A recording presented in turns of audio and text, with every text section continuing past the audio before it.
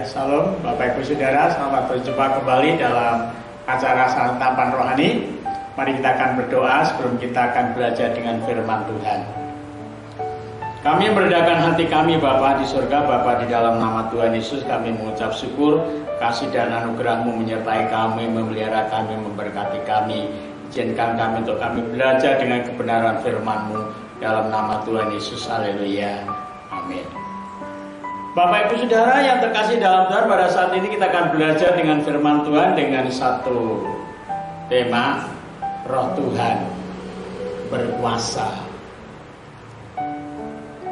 Roh Tuhan berkuasa. Saya ambil dalam kitab Hakim-Hakim, ya, kitab Hakim-Hakim pasal 11 ayat yang ke-29. Demikian firman Tuhan. Lalu Roh Tuhan menghinggapi Yafet, menghinggapi Yefta.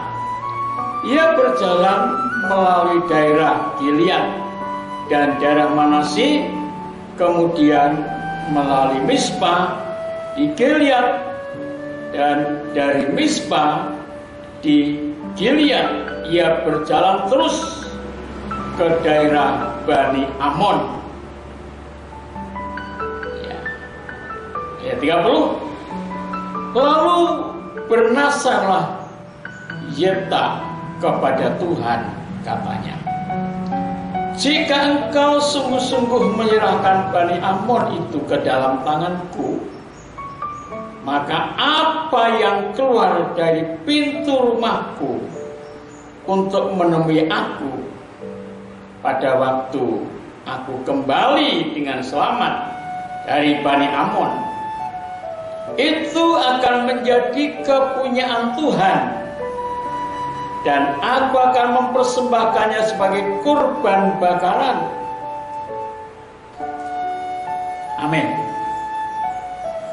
Bapak Ibu Saudara yang terkasih di dalam Tuhan, Yefta. Siapakah Yefta? Yefta ini Bapak Ibu Saudara, sesungguhnya dalam masa mudanya, pada masa remajanya, dia ditolak oleh keluarganya, ditolak oleh saudara-saudaranya, dengan satu alasan bahwa Yefta ini bukan keluarganya, bukan saudaranya, karena satu bapak beda ibu. Nah, akhirnya Yefta harus pergi dari rumah, dan dia hidup di dalam komunitas keluarga para gerombolan, para orang-orang jahat, para orang-orang yang bersuka melakukan tindakan-tindakan anarkis, melakukan tindakan-tindakan yang tidak terpuji. Saudara, tetapi Tuhan itu adalah Tuhan yang luar biasa, Tuhan yang tidak dapat diukur cinta kasihnya kepada manusia, tidak dapat dinilai oleh mata manusia. Kenapa saya katakan demikian? Ketika Tuhan melihat satu bangsa Israel tertindas, teraniaya oleh Bani Amon, saudara, justru Yefta orang yang dipakai Tuhan. Kenapa? Karena Roh Tuhan berkuasa, Roh Tuhan menghinggapi atas Yefta. Ya. Ketika orang Israel ditindas oleh Bani Amon, keluarganya Yefta, saudara-saudaranya Yefta, para tua-tua Semua mencari yang namanya Yefta. Di mana Yefta sekarang? Di mana Yefta sekarang? Di mana? Di mana? Di mana? Dan diketemukanlah Yefta di dalam satu kelompok komunitas orang-orang yang melakukan tindakan-tindakan yang tidak terpuji. Tapi anehnya, saudara, walaupun Yefta di dalam kelompok komunitas orang-orang yang tidak terpuji, tapi dia dipakai Tuhan luar biasa. Kenapa? Keluarganya mengambil, ya, ayo kembalilah, ya, ayo pulang. Loh, kenapa kamu minta saya pulang? Kamu kan sudah menolak saya. Kamu kan sudah tidak membutuhkan saya. Cari aja yang lain untuk menyelamatkan. Oh tidak, kami butuh engkau. Saudara, akhirnya Yefta mau pulang. Ya, ketika dia pulang, Yefta berkata, kalau kamu memang mau membutuhkan aku supaya aku menyelamatkan Bani Amon, kamu harus menurut apa yang saya katakan. Benar, saudara. Akhirnya mereka menurut apa yang dia katakan. Mulai Yefta mengatur satu strategi bagaimana caranya bisa mengalahkan Bani Amon. Strategi apa yang dia lakukan? Saudara, dia hanya mengelilingi, ya, dari kota yang satu ke kota yang lain. Dia mengenal tempat-tempat tertentu. Dan ketika itu Alkitab mengatakan roh Tuhan hinggap. Roh Tuhan menghinggapi Yefta. Lalu Yefta berjalan melalui Gilead, daerah Manasye, dan seterusnya. Dan ketika dia dalam perjalanan, dalam kuasa Tuhan, dalam otoritas roh Tuhan, Yefta berkata, kalau memang Bani Amon engkau serahkan kepadaku, ketika aku pulang ke rumah dengan selamat, siapapun yang keluar dari rumah lebih dulu, yang menjemput aku, dia akan kujadikan sebagai korban bakaran. Saudara, dia tidak tahu siapa yang akan keluar, apa yang akan keluar. Yefta tidak tahu. Kalau saudara baca selanjutnya, ya, saudara baca dalam ayat selanjutnya, di sana setelah Yefta pulang dalam peperangan, dia menang dalam perang. Oh, dia bersukacita, dia bersorak-sorai, dia disambut oleh tetangga-tetangganya, oleh saudara-saudaranya. Ya, tetapi belum ada yang keluar dari rumahnya. Ketika sampai di depan pintu rumah, keluarlah anaknya yang terkasih, anaknya yang gadis, yang paling dia sayangi, yang paling dia cintai. Ya.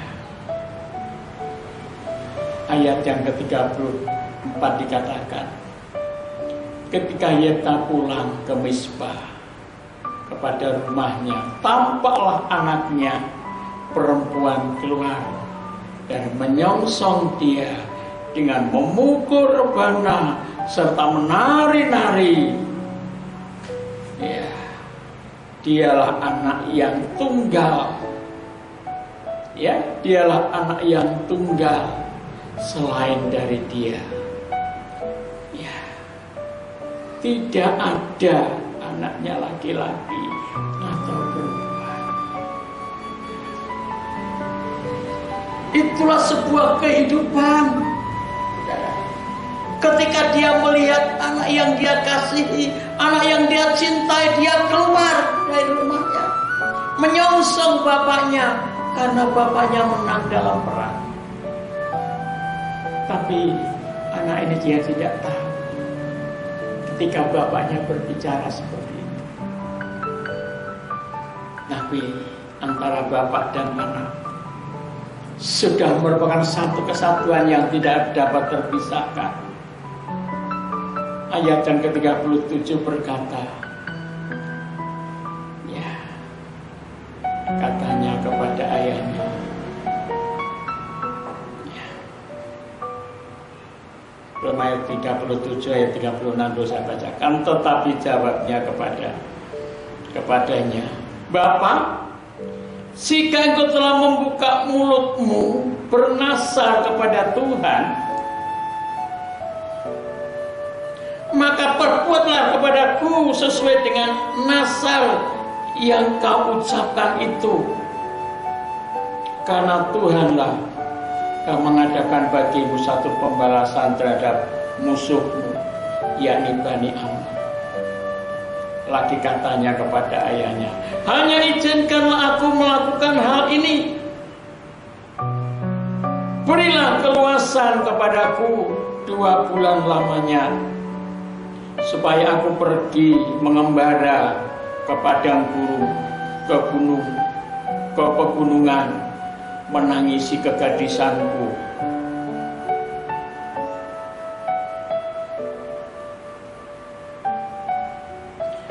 Bersama-sama dengan teman-temanku. Jawab Yefta, pergilah. Dan ia membiarkan dia pergi 2 bulan lamanya. Maka pergilah gadis itu bersama-sama dengan teman-temannya, menangisi kegadisannya di pegunungan. Telah lewat 2 bulan itu, kembalilah ia kepada ayahnya, dan ayahnya melakukannya kepadanya yang telah dia nasarkannya. Saudara, harga yang harus dibayar untuk mendapatkan suatu kemenangan dalam melawan musuh. Yefta harus kehilangan anak yang dia kasih. Itu sesuatu yang memang Tuhan merindukan. Tuhan mendambakan bagaimana kasihnya seorang yang mencintai Tuhan lebih daripada apa yang ada di dalam dunia ini. Oleh sebab itu ketika Tuhan Yesus berkata, kalau kamu mengasihi aku lebih dari saudara-saudara, lebih dari orang tuamu, lebih dari anak, kamu tidak layak untuk menjadi muridku. Tuhan rindu kepada setiap orang percaya untuk mencintai Tuhan lebih dari apa yang ada di dalam dunia ini. Mengapa? Karena semua yang ada di dalam dunianya bersifat sementara, tidak ada yang kekal. Dan Tuhan rindu kepada setiap kita, hati, pikiran, jiwa, dan rohnya hanya menuju kepada satu kekekalan. Allah yang kekal, Allah yang tidak terbatas, Allah yang mengurapi, Allah yang menghinggapi, Allah yang menguasai, Allah yang berkuasa dalam setiap pribadi manusia. Tuhan rindu kepada setiap kita menjadi orang-orang yang mencintai Tuhan lebih dari segalanya. Mari Bapak Ibu Saudara, karena Tuhan dalam akhir zaman ini Tuhan mencari orang-orang yang mencintai Tuhan lebih dari semua yang ada di dalam dunia ini. Anak, istri, harta, kekayaan, tidak ada satupun yang bisa menyelamatkan kita dari kuasa dosa dan kuasa maut. Yesus telah menyerahkan dirinya, tergantung di atas kayu salib gunung Golgota untuk menyelamatkan jiwa saudara dan saya. Karena begitu besar kasih Allah akan dunia ini, hingga Ia telah mengaruniakan anak yang tunggal, supaya setiap orang yang percaya kepadanya tidak binasa, melainkan beroleh hidup yang kekal.